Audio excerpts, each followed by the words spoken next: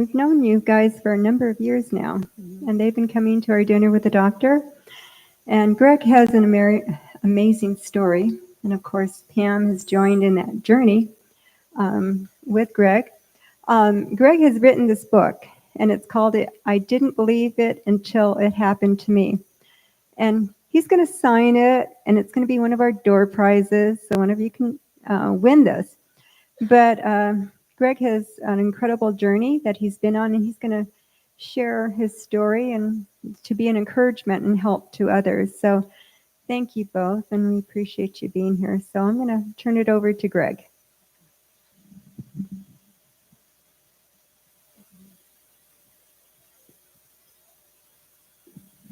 Well, thank you, Sylvia, for giving us this opportunity to show just how important our diet is to good health. Can you hear him okay? You don't hear him? Can you? How about now? Yeah. If we don't take control of our diet will control us through cravings that can lay the groundwork for poor health and the many diseases that can lead to premature death.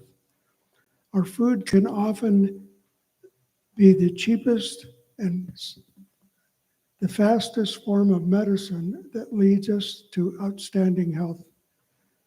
Thank you, Pam, for sticking with me through sickness and in health, and we both experienced a lot of that. And August 7th, we will celebrate our 55th wedding anniversary. That's Friday. First, let me ask, how many are here that are retirement age? Us too. As I continue, please think about how this applies to you and others in your family or circle of friends. Pam is 72, and I am 73 years old, and neither of us take any physician-prescribed medication. Now, what are the chances of two senior citizens being in excellent health and taking no prescribed medicines?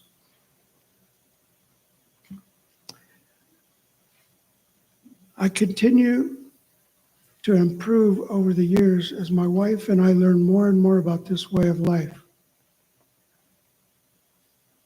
I can truly say that this program has changed my life, and without it, I don't think I would be alive today.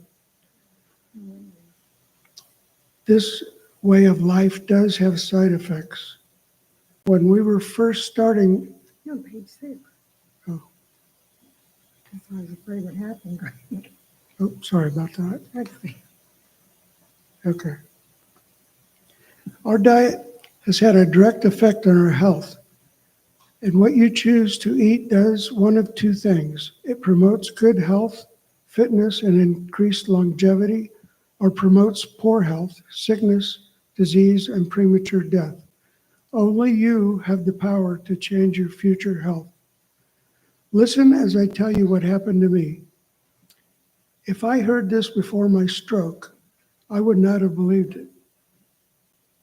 I had to experience it firsthand to be convinced. October 12th, 2009, about 11 a.m., I suffered a major stroke called a cerebellar hemorrhage. The emergency room report said I had a blood clot in my skull the size of an oblong golf ball. 2 out of 3 die from this type of stroke within the first 3 days. Prior to my stroke, I was a site manager for a multinational petrochemical company. When I had the stroke, it was like my brain reset itself to zero. I always was a jack of all trades, and I could always do anything that I set my mind to do. After the stroke, most of my memories were no longer there. I didn't know the purpose of many everyday items. Like when I was handed a screwdriver, I just looked at them and wondered, what was this for? Another example is when my wife gave me a kiss, and I responded by saying, whatever. It was like, Okay, sorry. when you said whatever, it was more like, whatever, like a little 3 or 4-year-old. Yeah, it made her cry. I And had, my family too. I had no idea about husband and wife relationships. She said I was like an advanced Alzheimer's patient with the mentality of a 2 or 3-year-old. After my stroke, I was in and out of the hospital for ailments that I was totally unaware I had, like type 2 diabetes, sleep apnea, heart disease, and high blood pressure, just to name a few. The doctors kept piling on prescriptions to control these newfound problems. 15 months later, I had a heart attack. I was admitted to the hospital for open heart 3-way bypass surgery. This was risky surgery, and my family was told I could have another stroke or another heart attack, or I may not survive and die on the operating table. But there is a chance that I could make it, and there's also a chance that I could be a vegetable and may never be the same again. So my family couldn't bear the thought of a wrong decision, so they left it up to me. And the way I looked at it, I was going to die soon anyway, so why not take the chance? So I did. Needless to say, I survived the surgery with no complications, but still did nothing that would help improve my situation. I left the hospital with a total of 18 prescriptions to treat my various problems. I began my recovery very depressed. I was 58, I weighed 245 pounds, and I thought my life was over. I was afraid, let me start here. He kept having TIAs and going in and out of the hospital. And the doctor told us where he had a stroke, was in the cerebellum, which is behind Is that the bottom? this part of your brain. But when he was having the TIAs, it was at the top of the brain, which was taking more of his memory. I would cry every night and say, "Dear Lord, please show us what to do." Because I knew I was going to lose my husband. Like he said, he was like an Alzheimer's patient, but he was slowly getting better, but not much. When he did try to go, like if he's supposed to walk at the mall, he would like crawl, like a little old shuffling man. And he slept most of the time. And I just prayed and I said, "Lord, please show us what to do." And guess what? The Lord did. Dr. Holly started, and I'll stop here, but I'll let him tell you the rest. But the Lord answered my prayers. Look at him. God is so good.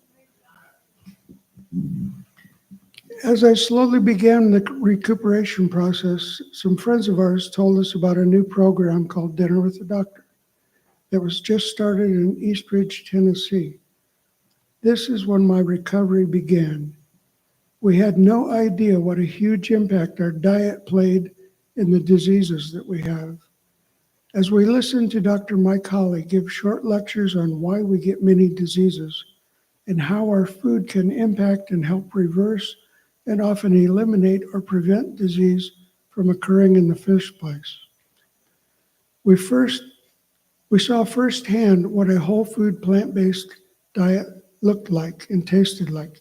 Each month we were anxious to go back and learn more. Then after following this lifestyle, I started to see powerful results, more powerful than any prescription I had ever been given.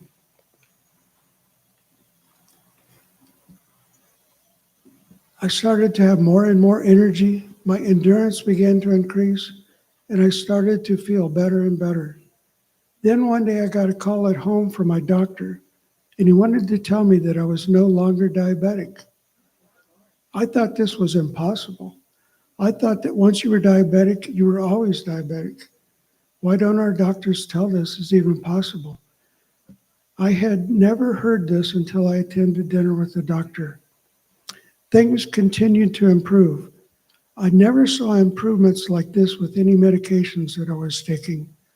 My blood work kept getting better and better, even though I was still religiously taking 18 different prescriptions I had been prescribed.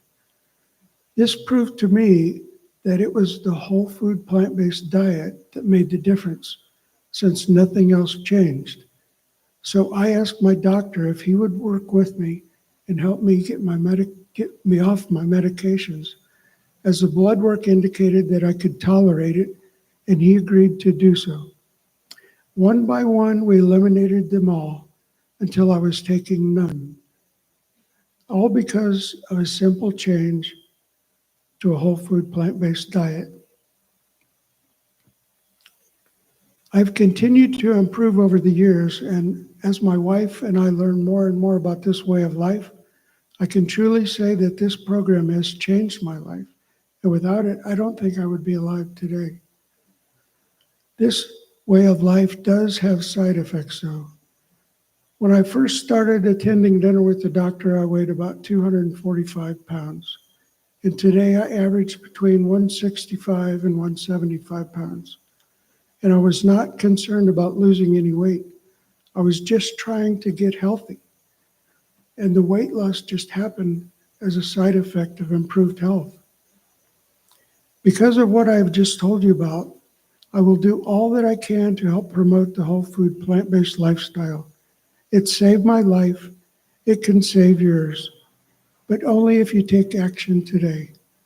50% of all first-time heart attacks are fatal. Let me repeat that. 50% of all first-time heart attacks are fatal. That means they don't get another chance. They have a heart attack and they're dead. Act before it is too late. Death is permanent. You only get one chance at life, so make it the best you possibly can. But what about those around you, your family, your friends, and coworkers? If they were like I was, and I can guarantee almost all are, they do not believe diet has anything to do with a life-threatening event. I didn't think my diet had anything to do with my poor health. I thought it was hereditary, like I had been taught. Strokes ran in my family, so it must be heredity, I thought. It took a stroke, heart attack, sleep apnea, type 2 diabetes, and high blood pressure, and I still did not connect any of my problems with my diet. Yes, I had many of the problems that my parents suffered from, but I was eating the exact same meat-based standard American diet they did. Now I know the truth from experience. I didn't believe it until it happened to me is the title of a paperback where I tried to capture my experiences on both sides of health. I am so fortunate to have survived. Please tell others so that at least when they start having problems, they can start to connect the dots of diet and health. Yes, it is possible to show your family, friends, coworkers by example what is possible with only one change, a whole food plant-based diet. Thank you.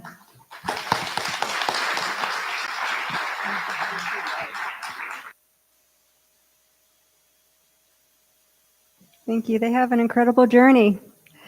And I mean, Greg has been very inspirational, and things that you can do, and we can be proactive and share this with other people who are struggling, that don't know what to do, that there's things that can be done. And it's just a step at a time and making changes. And the main thing is to turn the faucet off. Turn that faucet off and then start replacing with good things. So thank you again, Greg. So now we're going to invite Dr. Heldzinger up and for our presentation this evening. And so he's going to share with us on more things and how we can be proactive and put good things in our bodies. Thank you, Dr. Heldzinger. Testing.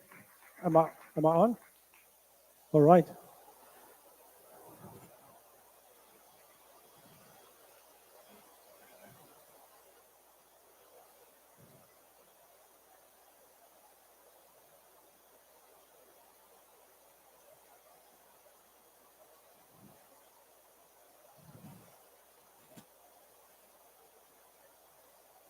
Okay, there we go.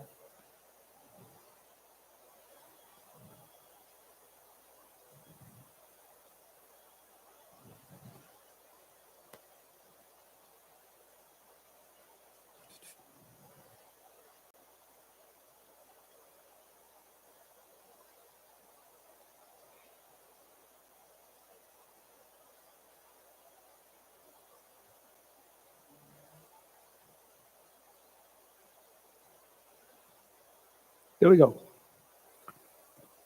Okay. Good evening, everyone. So I've seen quite a few new faces and new people. So before we start, I just want to take a little bit of time just to let you know who I am. That's me and my wife. My wife is in the front here with me, and my family. We have 4 children, and we've been married for 41 years. And so God is good. God is good. I'm a real physician.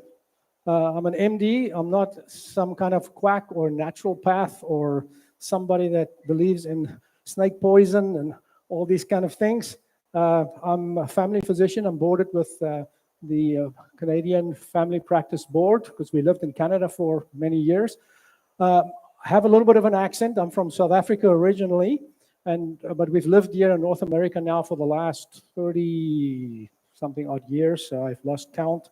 I'm also boarded with the American College of Lifestyle Medicine, and that's where I draw most of my information from that we present at these meetings. My wife is a mental health counselor. She works full-time for Dr. Neil Nedley in his depression and anxiety recovery program, as well as she's busy at the moment pursuing her doctorate in marriage and family counsel. So we have a passion to help people to make some changes in their health and to gain control of their bodies, their minds, and their spiritual life, and not let circumstances control us. And so that is what our aim is and what we like to do. So we're going to talk about food addiction. This is a very important topic, and a topic that very few people actually talk about, because food is everybody's primary addiction. A baby learns very quickly in their life that when they cry, somebody cuts the light on, picks them up out of the crib, and feed them. And it doesn't take them long to realize that if I do that enough, every time that I do that, I get fed. And so we as adults do the same thing. If we don't feel very good or if something is bothering us, what do? We go to the fridge, we open it up, and we look inside and say, what can I eat that's going to make me feel better? And does food make us feel better? Absolutely, it makes us feel better. Anybody who's been hungry before, after you've had a meal, you feel good again. You can think straight. You have energy. And so yes, those things are very, very important. But unfortunately, evolutionists have grouped human beings just as a higher intelligent animal. But nothing could be more further from the truth than that. Animals live to survive and to eat. And their whole activity for every day surrounds them trying to find their next meal. But for us, it's not like that, especially now, since we've lived in a place where there are things that are foods and things that are freely available. There's a global economy. We can get food pretty much from everywhere in the world. Humans don't eat only for survival. Eating is a social event. What's the first thing that we're going to do when Jesus comes back and he takes us to heaven? What does the book of Revelation say? We're going to have the marriage supper of the Lamb. We're going to eat together. That's the very first thing we're going to do when we get to heaven. We're going to eat. So eating for humans is a social thing. If I come to your house or you invite me to your house, what's the first thing that we do? We sit down and we eat. You give me either a cup of tea or a cup of coffee, or you give me some drink or cookies or something or a meal, all right? We eat together because we get to know people and we share our feelings and we spend time together over a meal. So we don't just eat because we're hungry. We eat because we get together with some other people to have a social life. So over the decades and over the millennia, when and what and how we eat has changed dramatically. So it is very imperative for us to know what is the right foods to eat for us in order to maintain health and to maintain an ideal weight, because these kind of things are major problems. America today, 70% of all Americans are either overweight or obese. 70% of us. We're the fattest nation in the world. But not just that, we also have a whole slew of other chronic diseases that plague us. So, the Bible tells us also that Satan is the deceiver. What does it mean to deceive somebody? What does it mean to deceive someone? We trick them, yes, or we lie. We lie to them. Okay, that's how you deceive somebody. You lie to them. And we have had talks here at this meetings here to show you how the food industry, how government, and how these companies lie to us, because they're not interested in your health. They're only interested in your money. McDonald's doesn't care whether you go around the next corner and you peg over and get a heart attack and die. They don't care about that. The only thing they care about is where you leave your dollar and where you're going to leave your next dollar. And so they're only interested in our money. So we've got to realize that we need to sift and seek through all the lies that are out there and find the truth. And so that's why what we're going to talk about here today is called the pleasure trap. Because we are trapped. Not necessarily by our own choices many times. We think many times we're doing the right thing, and we're going to show you how that works and how easy it is unless we are aware of what food is, what food does, and what foods have a high potential for addictive properties, and what foods are foods that are healthy for us. So, yes, we're going to look at all those things and go from there. So what we're going to talk about here is this little bird. We're going to start out. This is a gray shrike. This is a songbird, okay? But this bird acts more like a predatory bird because he does something very unique. What he does is he flies around and he catches everything that he can get, little bugs and little worms and little things like that, and he pegs them on a thorn tree close to where his nest is and where he lives, in his territory. And now, why do you think he does this? Anybody have an idea of why he does this? What's that? Remember, he's a bird. Okay, he's not a bird of prey. He's a songbird. He eats seeds. Why is he taking dead animals, dead things, and catches them and pegs them on a tree? Anybody know?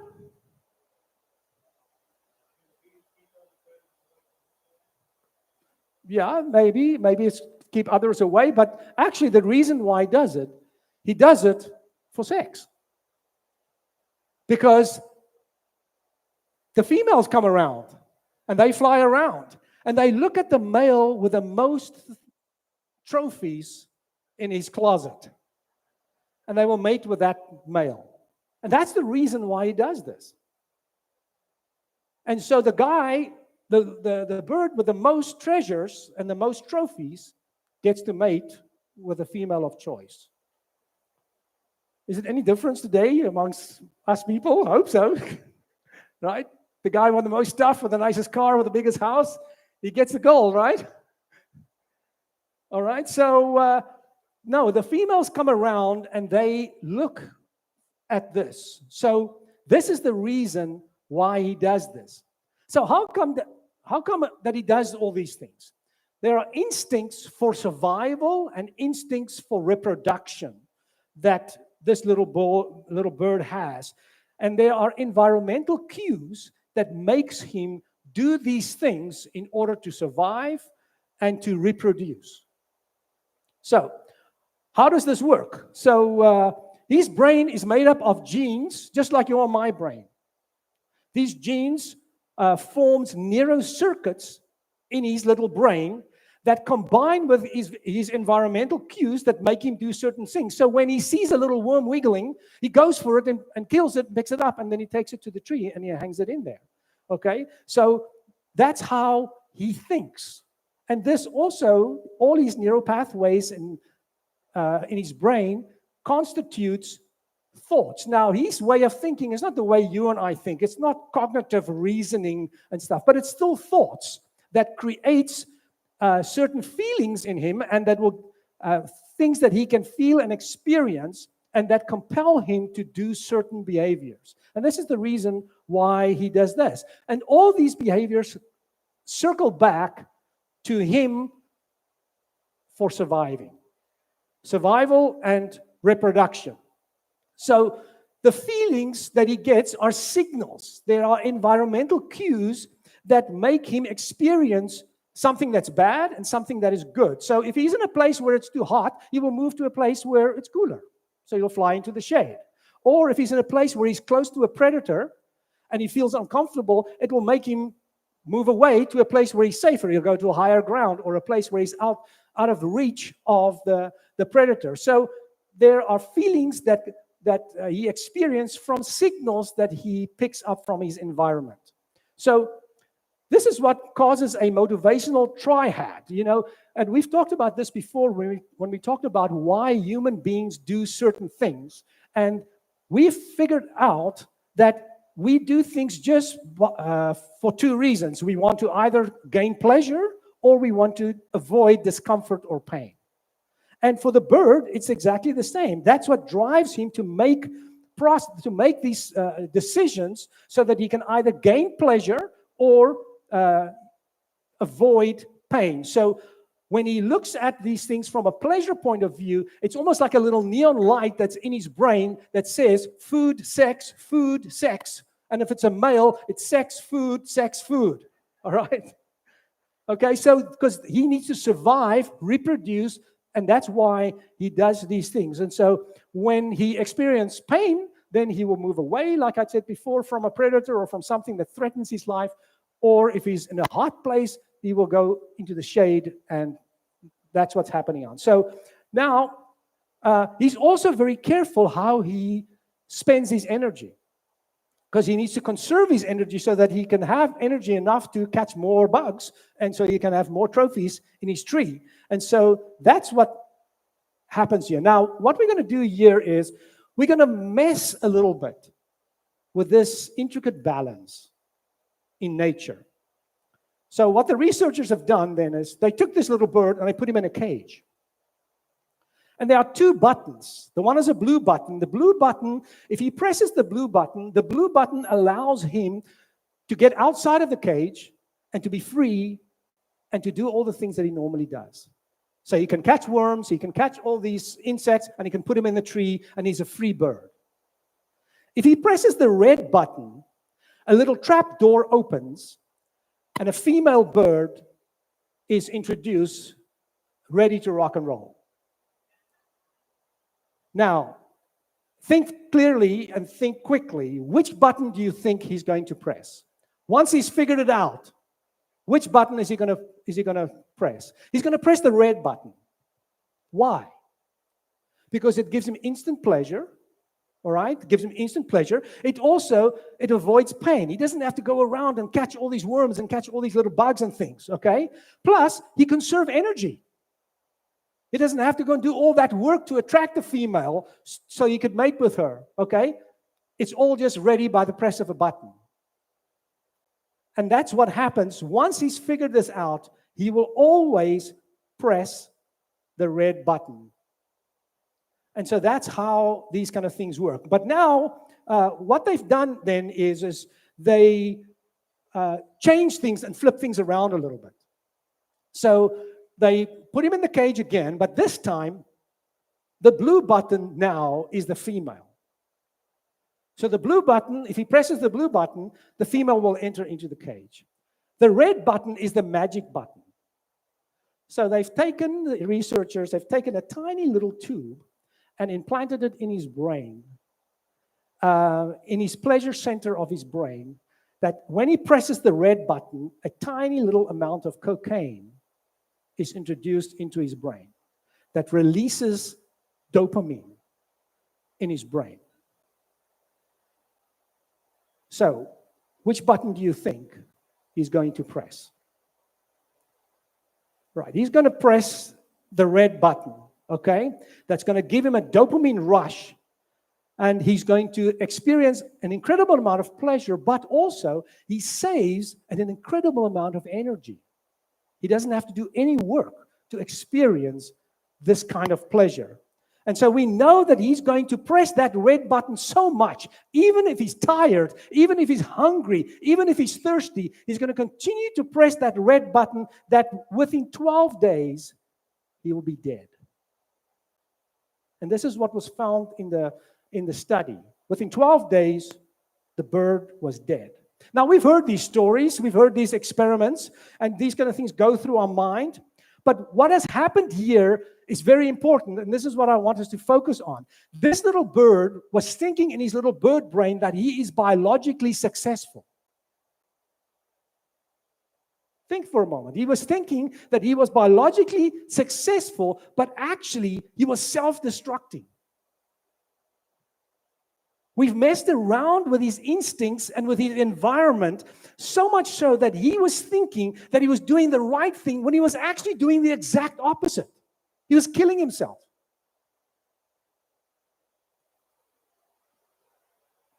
This is not only true for cocaine. There are many things in our lives and in nature that this principle applies to. Let's look at another one. Everybody has seen moths. When there's a light on, they will go to that, right? But what is the reason? Why do moths go to a bright light? Nature has designed it so that a moth actually go towards the light like the moon at night for their navigation. It's a navigation process that's why they are attracted to light. And in the darkness, in nature, the brightest light is the moon at night. But you see, in the evening on my porch, the brightest light is my porch bulb. So they get distracted. And even though they get killed, they will keep going, hitting that light, hitting that light, hitting that light until they die. Because their natural instincts have been short-circuited. And this is just another simple kind of example. So what's happening is that a superstimulant short-circuits the natural instincts and leads to poor decision-making and even self-destructive behavior. But they don't know it. They don't know it. They think that they're doing the right thing. It's like a moth to the light or to the bulb. So we're going to look at this. This is the dietary pleasure trap zone that comes out of a book that was written by Dr. Doug Lisle and Dr. Goldhammer. Dr. Doug Lisle is a psychologist who has worked with Dr. John McDougall for many, many years. And Dr. Goldhammer is the president of True North Medical Clinic, which is a lifestyle medical center in Northern California. But I'm going to just draw it a little bit simpler so we can see what happens here. So what we have here on the vertical axis is how we feel. We feel low, we feel medium or normal, and we experience euphoria, the pleasure axis. And on the bottom axis, we're looking at different foods. So the first thing that happens here is you see when people eat whole normal foods, healthy foods, then there's a slight fluctuation that goes up and down from the norm. You feel good, and then you go down, and then you eat again, and you go down. But then, when we go to stage 2, you will find when we eat junk foods, foods that are stimulatory, foods that are full of sugar, foods that are super concentrated, foods that are full of fat, foods that have some other spices and things in it that stimulates, what you will find is that your pleasure experience will be much, much higher. And so it will go up. But what happens then is neuroadaptation takes place. And we'll talk a little bit about this just in the next section here. So it goes up, and then it comes down to normal again. And then if you continue to eat like that, you enter into stage 3. Now you eat junk foods, but instead of getting the high, pleasurable feeling, you just get a normal feeling. And that's when you get neuroadaptation. That's like going to somebody's house. You know, when you go at Christmas time, you go to somebody's house and they have a fresh Christmas tree there. And you smell that, the pine tree, and you smell that Christmas smell in the house. And it smells good, right? But if you stay there for a while, after 15 minutes, you don't notice it anymore because your nose gets used to it. And then you don't notice that there's a fresh tree anymore. It's only when you walked in. And so that is what happens, that after a little while of eating junk foods and staying in stage 3, it begins to feel normal. So now you go to dinner with the doctor. And at dinner with the doctor, they teach you, hey, you can't eat all this junk food. This is not good for you. This is bad for you. You need to eat some healthy food. Or you go online and you go to Dr. John McDougall, or you go on Forks Over Knives, or you see something and you learn that no. And so now you decide, I want to change my diet. I want to eat healthy food. So now you start eating healthy food. And when you eat healthy food, stage 4 happens. What happens when you eat healthy food? You feel terrible. Okay, this food doesn't taste good. It does nothing for you. You feel hungry. I don't feel satisfied. I actually feel terrible. So what has happened here? When you are in phase 1, you eat junk foods, and it feels good, and it feels right. When you're in stage 3, and you eat healthy food, it feels wrong, and you feel terrible. Can you see what has happened? Your equilibrium has totally been flipped upside down. You're now in a total 180.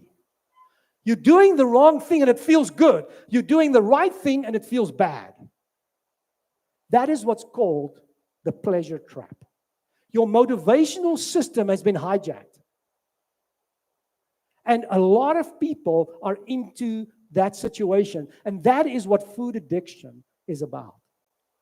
We're in that place where we can no longer make that decision between what is good and what is bad, because when we do the right thing, it feels wrong.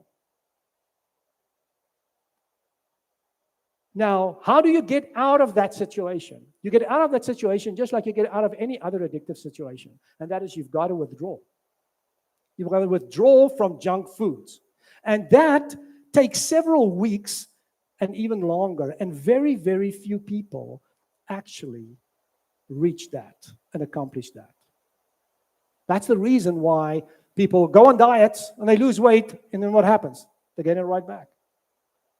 They just gain it right back. And so very, very few people actually accomplishes that. So how do we get out of these things? There are programs, obviously, and things that you can do. But the very first thing is you've got to deprive yourself. Just like when you are a drug addict or you want to get off alcohol, you need to stop drinking and you need to stop eating the junk food. So you have to deprive yourself. The best way to deprive yourself is to drink water. Go on a 1-day water fast where you don't eat anything and you just drink water for that day. Just for 24 hours. What it does is it increases your taste bud sensitivity. When you're hungry, even bad food tastes good if you're hungry enough. So, and it also makes healthy food taste better. So that's what a lot of programs does. That's what a lot of people do. They will go on a water fast, even if it's just for 24 hours. Some people go on longer fasts to reset their biological clocks there so that they can begin to taste food again. So so that's how what we do for these kind of things. Is you need to go onto a water fast. Or what you can do as well is you can go on a juice fast. Okay? There's people that will take juice for 2 or 3 days. Okay? So this also increases your taste bud sensitivity because now you take all the salt and the sugar receptors offline. All right? So you give your body a break there. Healthy food will begin to taste better. And some people may need more than just doing this at home. Some people may need to go into a program, like people go for alcohol and they go for drug addictions, where they go into a program where they have to properly detox from these things. And so there are many programs like that. There's drmcdougall.com, there's truenorth.com, PCRM, Physicians Committee for Responsible Medicine, .org. There's the Engine 2 group. There's Dr. Caldwell Esselstyn. There's other programs. WEMAR has a program, New Start. All these programs are designed to detox people off all their junk foods so that they can get onto a healthier way of eating. But you first have to reset your taste buds so that when you do the right thing, that it will feel right and that you will send the correct message to your brain. That's how we need to deal with these food addictions. Now, let's talk a little bit about how is it that we are trapped in this. And we've said already before, it's because we're lied to, okay? But the food companies, they lie to us, okay? We're lied to every day.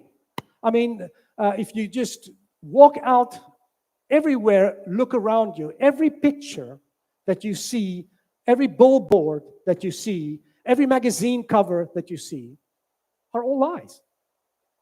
All those pictures are photoshopped. None of those people look like that. Okay, the grass is not that green. The sky is not that blue. Every time you switch your computer on and you look at a picture on there, it's a lie. Because the pictures are never in real life that vivid as on a retina display. And so we're bombarded with lies all around. You watch the news. Every article on the news is processed for you. It's not the truth. It's lies. Advertisement. They're all lies. So we get so used to living in a world of lies that most people can no longer navigate their way and actually find what is the truth specifically about nutrition. It's a major, major problem.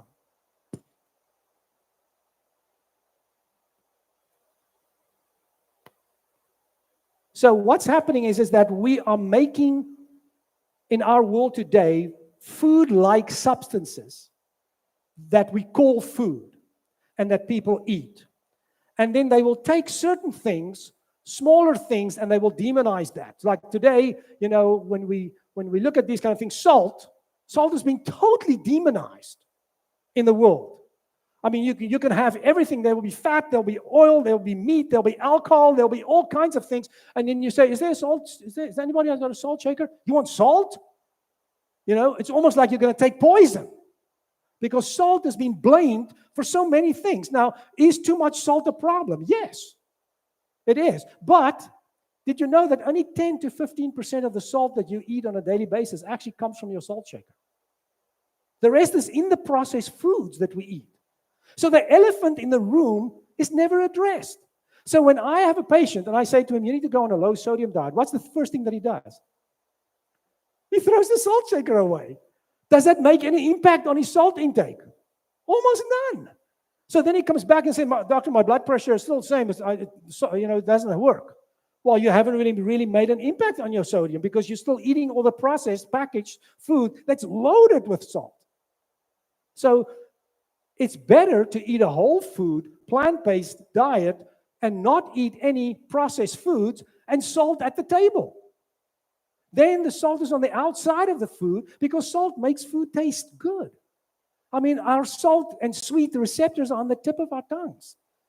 God made it like that so that we can taste the food and the food can taste good.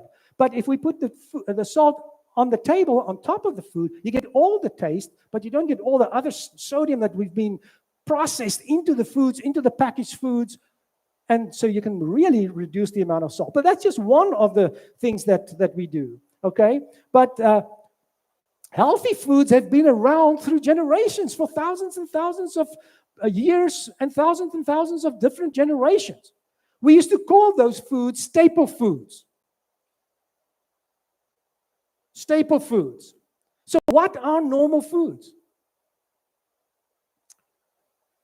Staple food. So I went into and checked up what is the definition of staple foods. And this is what the dictionary said. Staple foods are the basic foods that form the foundation of a diet and are regularly consumed in large quantities. That's what a staple food is. So I'm going to ask you, has meat ever been a staple food 3, 4, 5,000 years ago? No. Meat has never been a staple because there was no refrigeration. How are you going to keep it? And if we look in the world today, if we look even at animals that are meat eaters, that eat meat, let's look at a lion. How often does a lion eat? A lion eats 3 times a day? How often does a lion eat? Once a week. Once a week. Okay? And then he eats the whole carcass. The whole tribe eats the whole carcass. And then they're happy. And then they will walk and they will drink water next to the deer and the antelope. And they won't bother them. And the antelope knows that. They're not scared of the lion. They won't run away. But they know when the lion is hunting and he's hungry, then they stay clear because they know then he's going to get them. So the staple foods of the world are different kinds of food. And so we're going to look at what those foods are. Okay? So we know that it's not protein because it's not the meats. And it's not fat either because fat was difficult for people to extract. I mean, fat was such a valuable thing that in the olden days, they used to pay people with a bottle of oil because oil was used to burn their lamps and it was used for food, olive oil. So it was a very expensive commodity. So what happened with all these things and what happened with real foods? Because real food are staples, and that's what we call the staple foods today. Okay? So I pulled up another dictionary here and looked at what are they. So staple foods, according to the dictionary, are grains, things like rice, wheat, maize or corn. Sometimes in Africa it's called maize, and in North America it's called corn. Okay, so those are the grains that we eat. But what has happened in our world today? The staple foods in the world today has been demonized. Everybody now says you need to be on a low-carb diet because carbs make you fat. Nothing could be further from the truth. There's absolutely no scientific proof that proves that. As a matter of fact, the whole history of the world shows the exact opposite. There's 1.5 billion Chinese living on white rice. And if they don't eat at McDonald's and at Wendy's, they trim and skinny. And they don't have a weight problem. But when they eat the way we eat, now they've got diabetes and high blood pressure and all kinds of other illnesses. So we've done the same thing with salt. We've talked about that already.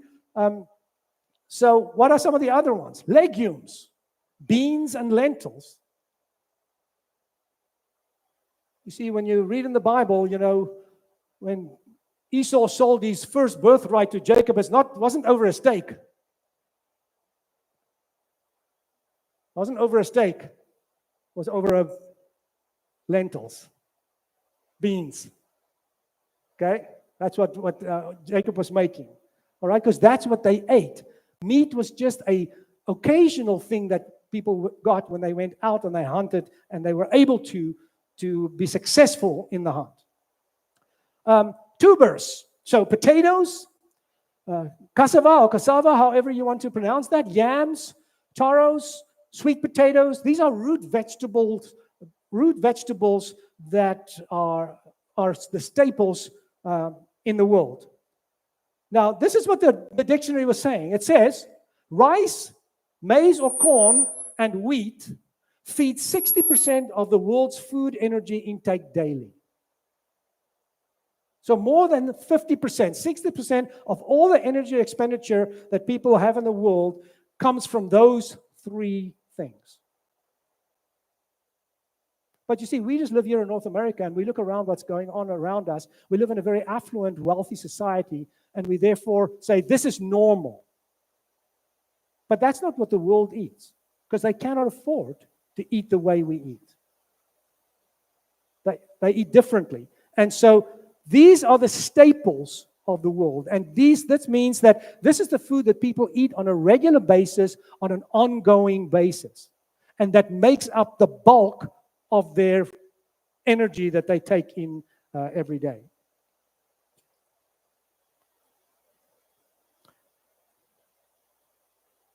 So why do we eat food?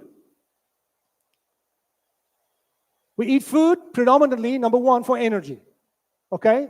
We eat food because food is converted in our bodies to glucose, all right? And then the glucose is taken up by the insulin and presented to our cells. Our cells take the glucose and burns it and produces ATP, which is energy that is usable by the cell. And that's how our cells live, and that's how we function, and that's how we live. So we do it for calories, okay? So we eat food for calories. But we've also realized that calories only come in three forms.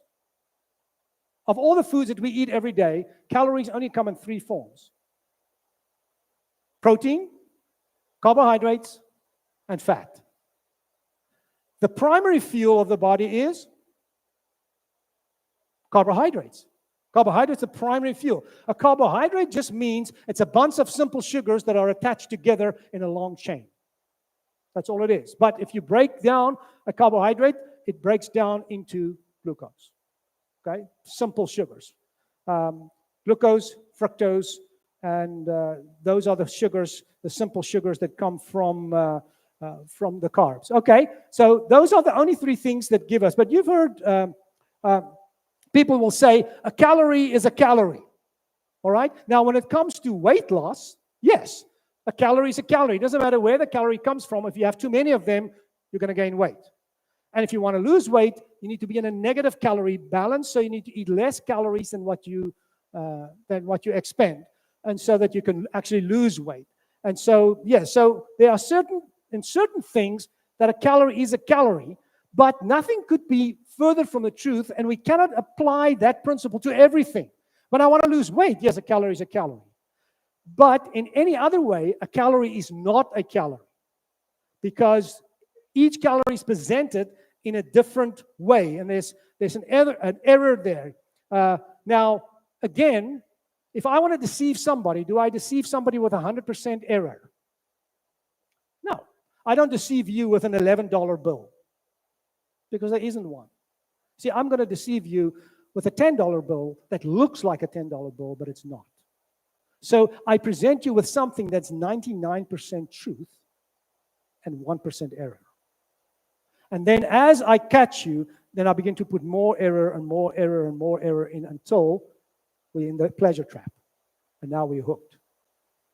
You see, if I make the nicest chocolate chip cookies, even better than Mrs. Fields' chocolate chip cookies, and make you a nice one, and I present it to you and I say to you, everything is 100% non-GMO, non-modified, totally, completely organic in there. But I just want to let you know that there's about 1% dog doo-doo in there. Are you going to eat it? No. Okay. You're not going to eat it. Okay. Why not? Because we don't want that little bit of poison in there. But you see, we all get trapped and fall for the lies of the food companies, because that's what they're doing. They tell us these things, but they put a little bit of stuff in there that is not good for us. And that's what happens when we are tricked and fooled. And that's true in all aspects of life. Yes, it's true for weight gain and loss. Yes, there it's true. But how that calorie is metabolized is a total different story. And we need to realize that the primary fuel for all of our cells in the body is sugar, glucose, okay? And glucose is a simple sugar.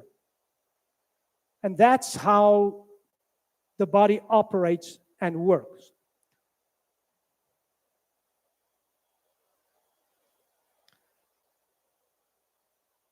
Your body is designed in such a way that it does not burn protein for fuel in the presence of sufficient carbohydrates. If that was not the case, then nobody could bodybuild or exercise, because the moment you skip a meal or you wait too long for a meal, your body will begin to eat the closest protein that's or food that's there, and they will eat up your protein and dissolve your muscles away and atrophy them. That doesn't happen. What happens is that when you skip a meal, the body goes for stored sugar stores in your body. And the first stored sugar store in your body is the glycogen in your liver. All right? And that's the reason, I've mentioned this before here, that's why long distance runners, what do they do before a race? They carb load, okay? So they go on a fast so that their body is depleted of all sugar, and then when they eat again, they eat a lot of carbs, then the body thinks, well, I don't want to be in this starvation state again, let me take more and store it in the liver. And so you get large stores of sugar in the liver, and the reason is, this is a long-distance runner, he wants to be able to have sugar for the whole race, and he doesn't want to run out of fuel halfway in the race, and that's why they carb load. And so we've known this for a long time. So the body does not use protein if there are sugar around to use. If the liver sugars are gone, it uses glycogen stores in the muscles. And if that's gone, then it goes for the stores. Save for a little bit for the rainy day. It goes to the savings account. And the savings account is the love handles around your middle, the fat stores in your body.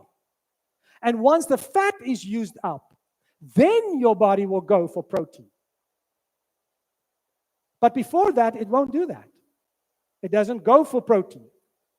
Nobody talks about this when it comes to this subject.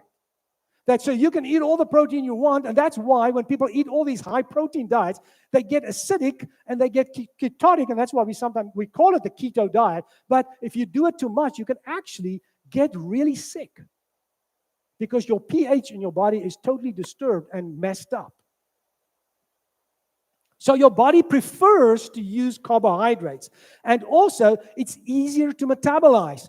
It uses much less energy to metabolize a carb or sugar than what it takes to metabolize fat or protein. The body needs to work much harder to get those kind of things. That's the reason, folks, why when you go on a high protein diet, your blood sugars seems to stabilize. And that's what they do when you are a diabetic. This is the traditional treatment for diabetes. They will say, I'm going to put you on a high protein diet, low carb, because then you don't get the sugar spikes. Is that true? Yes, it's true. So when the patient comes and he brings me his glucometer, and I say, hey, your sugar's looking great. What are you eating? So now I found out he's on this high protein diet. He eats no carbs. So yes, it's good for the blood sugar. It's good for the symptom. Does it do anything for his underlying diabetes? No, it actually makes it worse. It actually makes it worse. And that's what the dietitians and the physicians don't tell the patients, because we're just used to treating symptoms. I just give you a blood pressure pill. We're going to control your blood pressure, but I don't care about your smoking and you being overweight and not exercising and all those kind of things, as long as we control your blood pressure. No, we need to go for the underlying cause, and then we don't have to worry about the sugar. And this is what's happening here too. So it's more efficient for the body to use carbs to metabolize, to use those, to get those energy from there. Okay, so carbs is the body's first line preferred fuel because it's the most efficient and the quickest available. And only in the absence of and the shortage of carbs will it burn fat, and lastly, it will burn protein.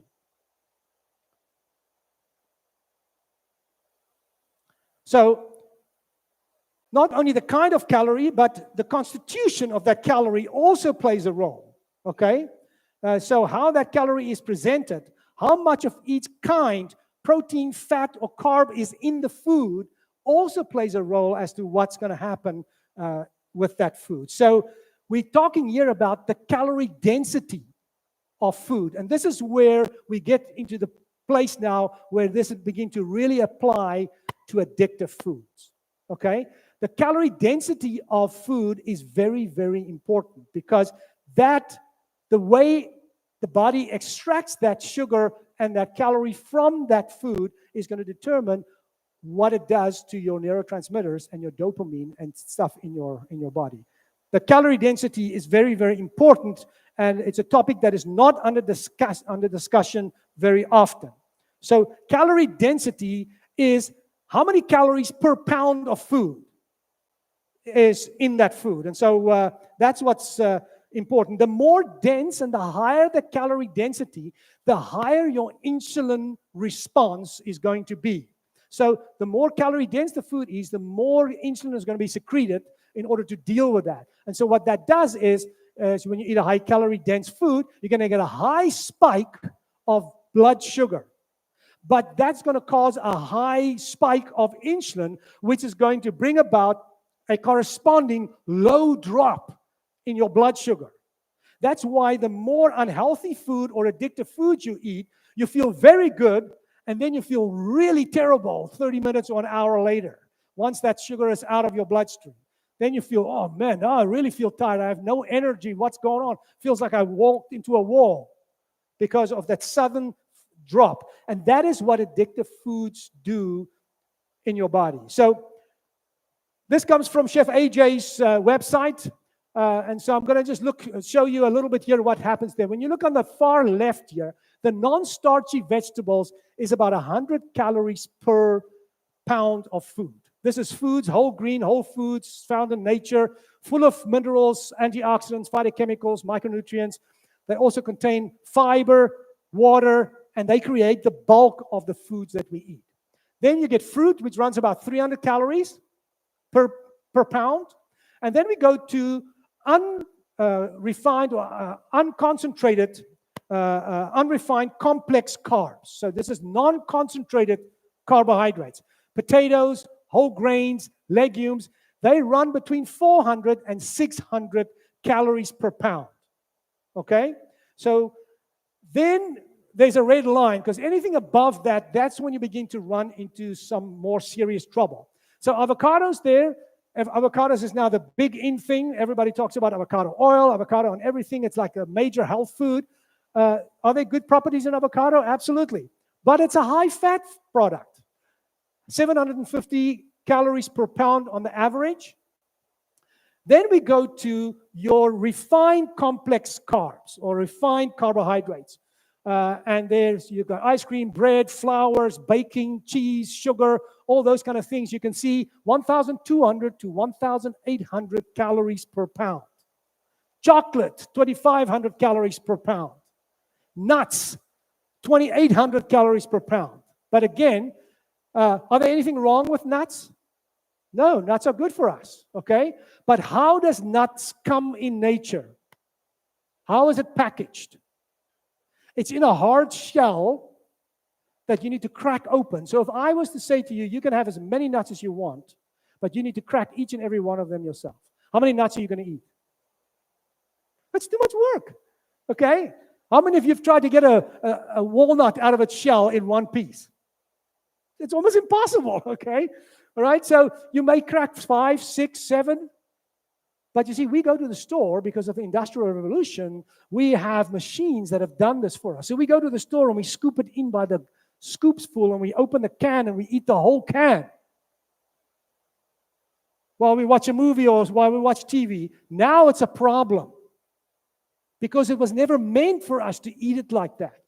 Even for the birds and the animals and the squirrels, they need to really dig it out of there to get it, and then they only get one.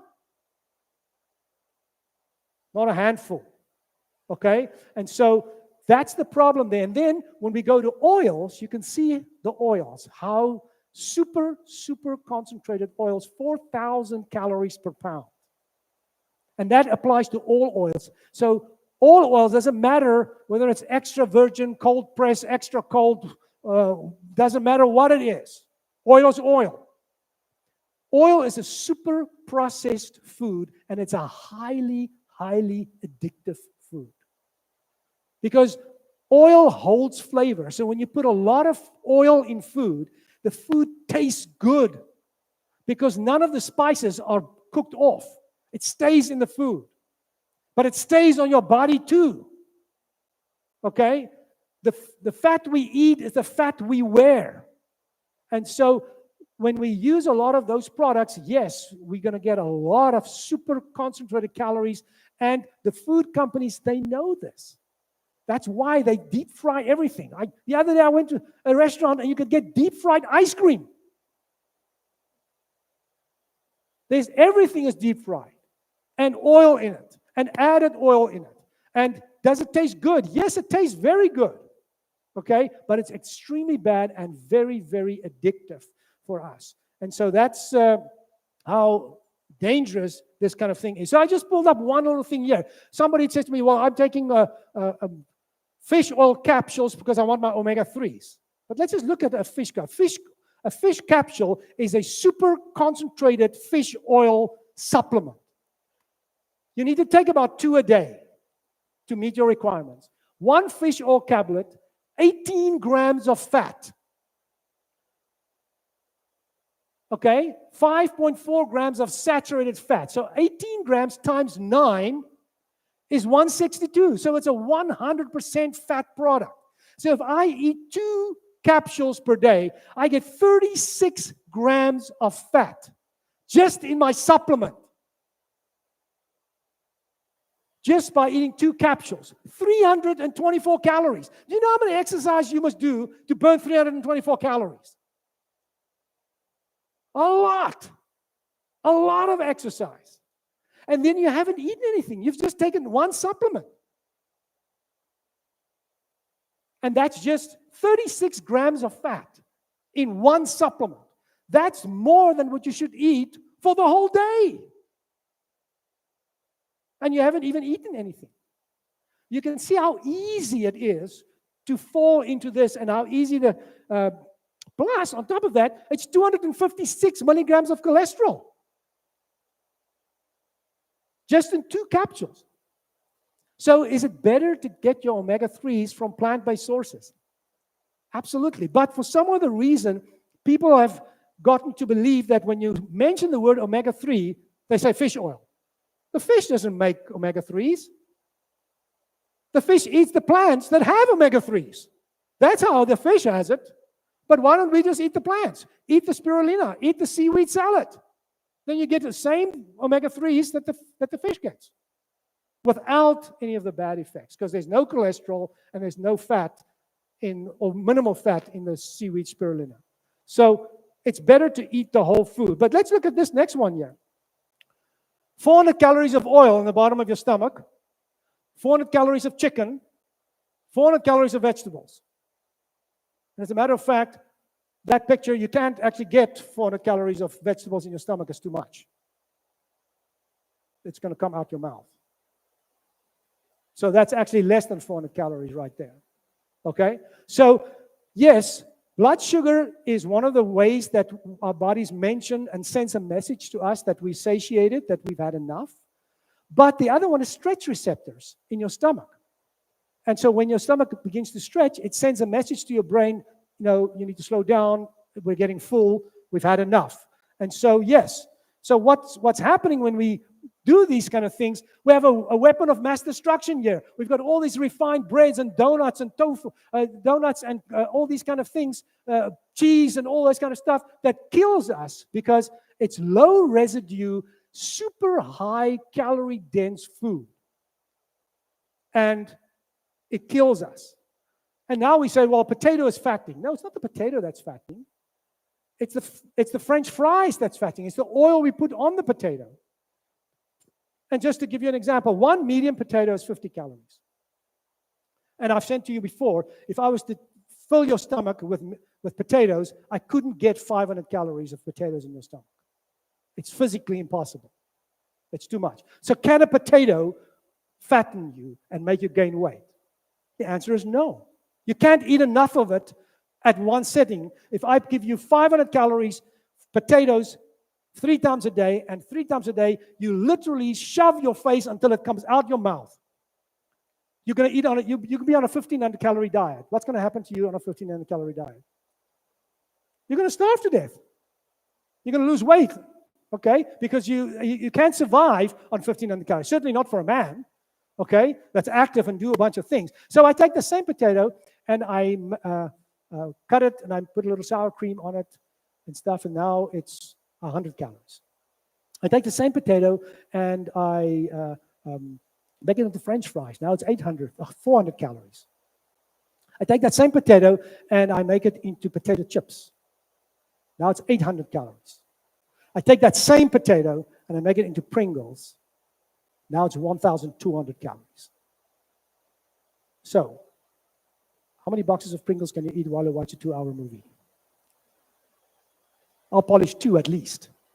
At least. Okay? How many calories have I eaten when I do that? 2,400 calories just watching a movie. And then I get up and then I go and have something to eat because I'm hungry. My stomach is not full. I've just put a little bit of oil in the bottom of my stomach. It's a super, super concentrated food that's extremely addictive because it's got lots of salt on it, and it's all on the outside, so it tastes good, and it's filled with oil. It's almost a 100% oil product. There's hardly any potato in there.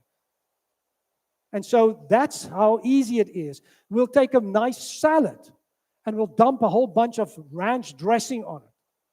And we've just added 30, 40 grams of fat to a healthy food, and we made it into an unhealthy thing.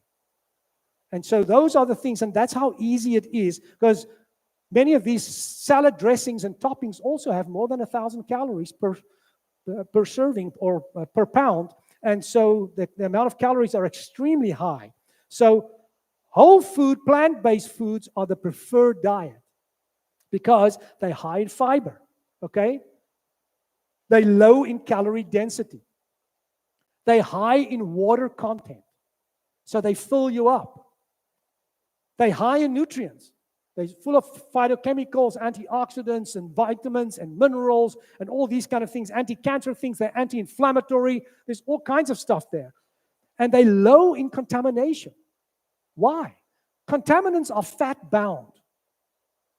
And when you eat a food that has got low fat in it, the amount of contaminants in it is extremely low. Remember when I showed you guys that slide of the biomagnification, when we looked at the plant, the DDT in Lake Tahoe, then the plant that grows in the water, then the fish that eats the plant, and then the fish that eats the other fish, how it exponentially rises the amount of contaminants in the food. But you see what happens today is that you'll get people that will eat these kind of things, and then, again, they go after the little minute thing, and they miss the elephant in the room. Well, they spray all this pesticides on the food. I can't buy my food at Walmart because it's GMO modified and it's got all these pesticides sprayed on it. Even if you eat the food at Walmart, the amount of contaminants you're going to get in there is 100 times less than if you eat the steak bought at Whole Foods. Is it better to eat food that are organically grown? Yes, but not everybody has access to that. So just make the changes that we can make. And we're already going to get 90%, 80 to 90% bang for your buck, you're going to get right there. And if you have the money and you have the resources and you can buy or truly organically grown food that doesn't have any of those things on, yes, then go for it. But just changing from a predominantly standard American diet to a whole food plant-based diet, you're going to get already right there. Even if you don't eat organic, you're going to get a major benefit. 80% of the benefit is right there. So yes, we need to go for the low-fat foods because they are low in contamination. And so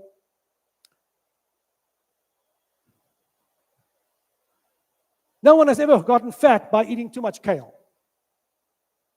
All right? Nobody's ever gotten a heart attack or developed some incredible disease by eating a low-calorie dense food that are highly packed with antioxidants and health properties. And so those things are very, very good for us. So addictive foods are calorie-dense foods.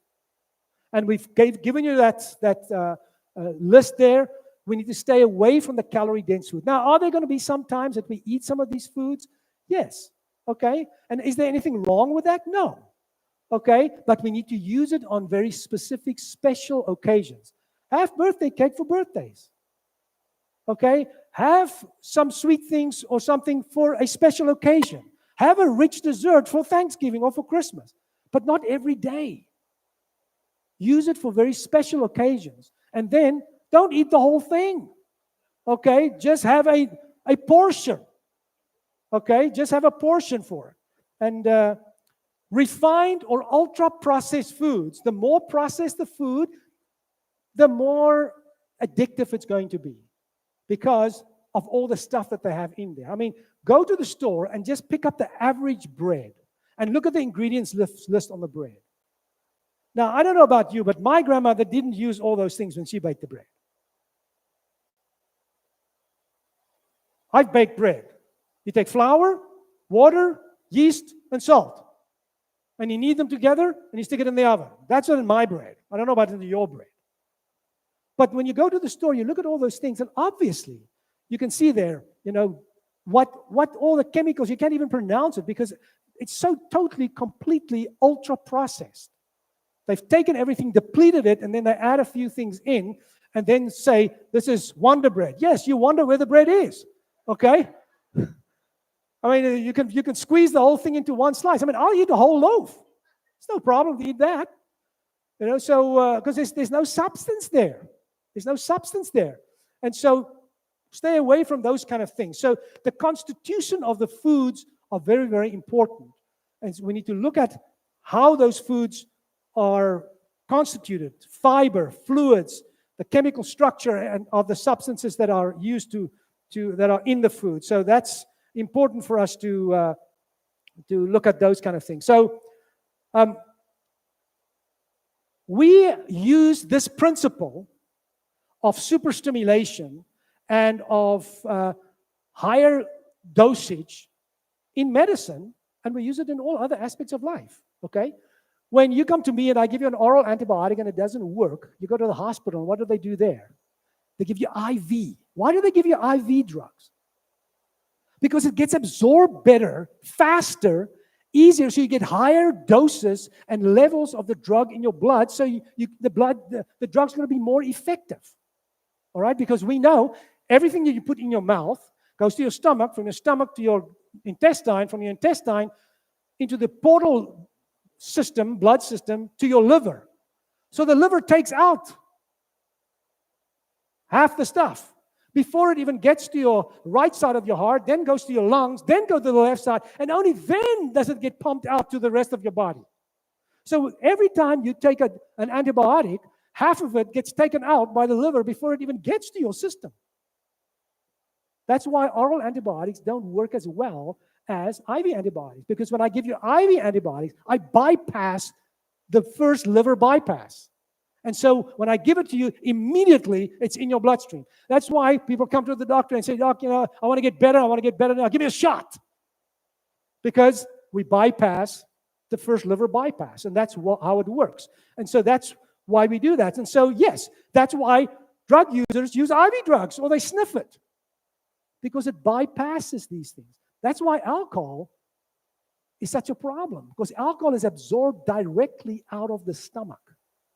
It doesn't go. That's why when you take alcohol on an empty stomach, you get tipsy very quickly. All right? And if you get drunk very quickly, because it gets absorbed straight into your bloodstream and goes straight to your brain before the liver even sees it. So that's why those kind of things are important. That's why people sniff. I talked about this, when an athlete is running and he's getting close to the finish line and he's running out of steam and he comes to the last rest station there, what do they give him? Do they give him a steak? No. Do they give him a cup of olive oil? Extra virgin, super cold pressed? No. What do they give him? Right? They don't give him oil, they give him Gatorade or Powerade, which is what? Sugar water, okay? Because that's what he needs. He needs fuel for now so that he can finish the race. Because he's run out of his liver storage, he's run out of his muscle storage, and it takes too long to get the sugar from protein and from fat. He needs it now. That's why when a diabetic goes into a hypoglycemia and he's busy passing out, you don't give him a protein bar. You give him a sugar stick, You give him candy. You give him a soda so that we can get his sugar up now. Because that's what the body needs. That's the thing that is most easily used by the body. So that's what we need to realize, how these kind of things work. And so how we present these calories to our bodies is very, very important, because that will determine whether we're going to move into that addictive stage of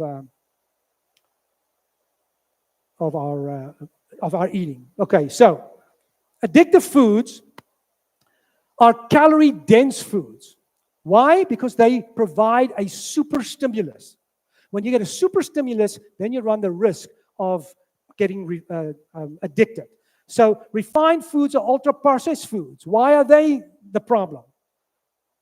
Because they are super available. Wherever you go, the stuff is there, and it's cheap. And you can buy these things for almost no money. And it's easy for people to use these things. It's a super stimulus, and it's super available, and that's why it's so difficult for people to break away from these things, because other foods takes a little bit of time to prepare, and it takes a little bit of time to get it in your system. It's not as easy, just crack open a thing, swallow it down, or just open up a little packet and you eat it and you're done for the day. And so people want this protein shake, or they want this shake that they can take, or a drink they can drink, or just a bar that they can eat for breakfast because they don't have time. So why is whole food, plant-based diet the best diet that are out there? The reason why it is because it is high in complex carbs, it is high in fiber, it is high in water content, it is high in all those nutrients that your body needs, and it is calorie dilute. All right? That's why it is the best diet to eat. And use, if you are going to eat meat, and if you don't want to be a total vegetarian, and you don't want to be a vegan, then be like a lion. Just have it once a week. Just add those foods in just once a week. Because the problem with addictive foods is you cannot do it in moderation. That's like telling an alcoholic you need to be a moderate drinker. It doesn't work. There's just certain places that he just can't go. So for most people, if there are some addictive foods that you have, it's just better to cut it out, because it's very, very few people that can actually eat some of these foods in moderation. And I have met very, very, very few people that are moderate meat eaters, because eating meat tastes good. And so if you eat these foods, you're going to get addicted to the taste, the texture and stuff, and it's hard to leave those things. And you're going to find yourself, you may have good intentions, but you're going to gravitate back, and then before you know, you're back on the old diet, and you eat all of the old foods. So it's better just to break free from those things and use it in a different way. The other thing is whole food plant-based diet is evidence-based, folks. This is not something that is sucked out of my thumb, or somebody just made up, or just hocus pocus, or this is an evidence-based thing. Blue zones have proved that to us. And any of you are not familiar with the blue zones, you can check it up online. It's by a guy by the name of Dan Buettner, who looked at this, and he looked across the world at populations where people eat in a certain way, where they live disease-free till way into their hundreds. And what they found that they were, and the good thing about this is there's no genetic barriers. This is people from all genetic backgrounds. There are no cultural barriers, because this is from all over the world. Even in Southern California, where there's a blue zone here in the United States. And I've mentioned to you before, these people that in the blue zones in California, they didn't breathe pure clean air up in the Alps and in Europe. They breathed polluted, Southern California polluted air. They drank recycled water and things from down Southern California. They ate GMO-modified, pesticide-filled, sprayed food. The only difference was they didn't eat animal products. They ate plant-based. And they still made it to the blue zones, because they lived till into their hundreds, and their cancer rates are lower, and they are much, much healthier. And I think I've Yeah, I'm going to get to that. We'll get to that. The China study. 6,500 patients from 65 different counties in China over a period of 20 years. This is not a Mickey Mouse study, folks. This is solid science. Okay? Plant-based diet was protective, and those who switched to that diet were able to stop their cancer, prevent cancer, reverse cancer growth, and chronic disease genes. And then the Adventist Health Study from Southern California. Did any of you know that the Adventist Health Study is the largest lifestyle preventative medicine study in the world? Yeah. This is a huge, huge study. Adventist Health Study won 34,000 patients over 40 years. Men live 11 years longer and women live 7 years longer than their California counterparts. And I've already told you, they didn't eat any magical diet. They just went plant-based. And now we know more. We can even now tweak the diet even more.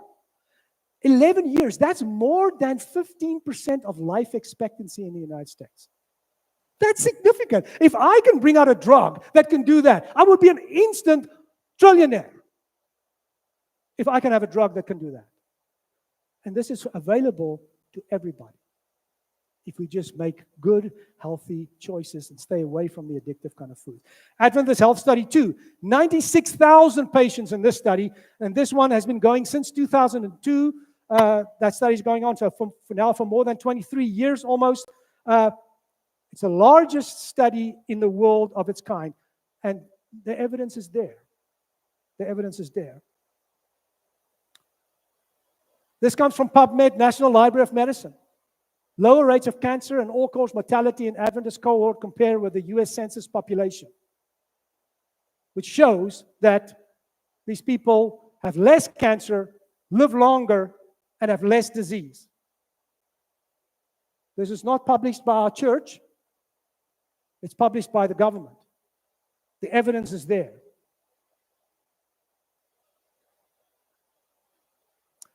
Mortality study. They looked at people dying. First major study on Adventists commenced in 1958 at Loma Linda University, has become known as the Adventist Mortality Study. 22,900 California-based Adventists entailed in an intensive 5-year follow-up and more informal 25-year follow-up as well. And this is what they found. When compared Adventists to American Cancer Society counterparts, overall cancer mortality was 60% for Adventists and 76% for Adventist women, less than the general population. That's significant. Lung cancer deaths among Adventists were 79% lower. Okay? Now, some people will say, well, Adventists don't smoke. Okay, so let's give them that. Okay? Colorectal cancer, 38% lower. Breast cancer rates, 15% lower. Prostate cancer rates for Adventist men were 8% lower. And the reason why those figures are not as impressive is because very few people were actually vegan. They looked here at vegetarians. So people that still eat dairy products with all the hormonal stimulation and stuff that is in the dairy, that's why the breast cancer rates and the prostate cancer rates amongst men is still kind of not great. If you cut those food products out, this becomes much, much more impressive. Much, much more impressive. All right? And so you can see there, almost all the different cancer rates are lower. So the evidence is there. We know that these kind of eating habits, when you eat whole food, plant-based diets, you're going to eat foods that are not addictive, that is not going to put you into that pleasure trap, where you think you're doing the right thing, but you're actually doing the wrong thing. Or where you're in a place where you think you're doing the right thing, but you're feeling miserable and terrible. And how long do you think you're going to stick with that? Not long. And that's why people will go to some of these lectures and they go to some of these things, and then they go home and they're enthused and they want to do what is right. And then they do it and they feel terrible and say, oh, I'm going to go back to the old way. I felt much, much better. I have no energy. I get this all the time. People will come and say, well, since I've gone on this thing, I've got no energy, I can't work, I can't do this, my sleep is messed up. Yeah. Because you first need to withdraw from the drug. You see, somebody who's addicted to cocaine, when they take Tylenol, do you think it does anything for them? Absolutely nothing. It's like eating candy, okay? But they need to withdraw first, and then they can be in the place where it can work for them again. Thank you very much.